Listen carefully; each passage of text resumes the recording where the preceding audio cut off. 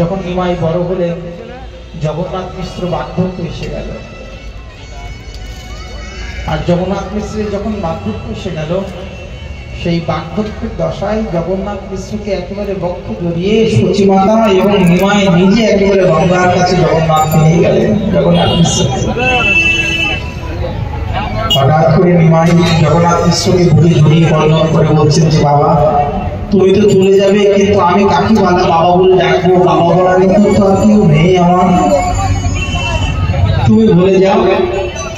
জগন্নাথ মিশ্র একেবারে হাসি বদনে বলছেন যে, শেষ মুহূর্তে যখন উপনীত হয়েছে, জগন্নাথ বললেন যে, রঘুনাথকে ভজন করো, রঘুনাথকে তোমার কাছে রেখে গেলাম, তুমি রঘুনাথই আমাদের এই সংসারের সমস্ত কিছু। শ্রীনাথ জানকী নাথে মনে অভিন্ন পরমার্থ নিয়ে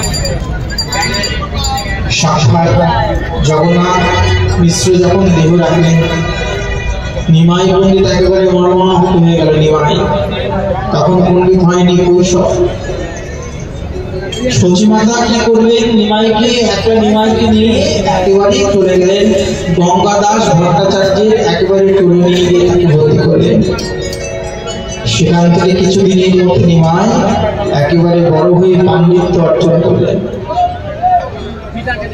তারপর একেবারে নিমাইয়ের জন্য কি করলেন? নিমাইয়ের জন্য দেখলেন যে একলা ছেলে কি করে তার এই জীবন যাপন করবে, তাই তিনি কি করলেন? নিমাইয়ের জন্য কন্যা দেখতে শুরু করলেন। ভগবানের জন্য সাধারণ কন্যা তো হয় না, সেই কন্যাকে বললেন যে একেবারে লক্ষ্মী পেয়াদি দেখি বল্লভা আচার্যের কন্যা। একেবারে ধুমধাম করে নিমাইয়ের জন্য যখন বিবাহ দেবার জন্য ব্যাকুল হয়ে গেলেন। নিমাই জানতেন যে আমার এই গিন্নি, তুমি তো আমায় বিবাহ দিচ্ছ মা, কিন্তু এই গিন্নি তো আমার কপালে থাকবে না, তাই তিনি কন্দন করতে লাগলেন। কিন্তু মনে এই গভীরের কথা কাউকেই বললেন না।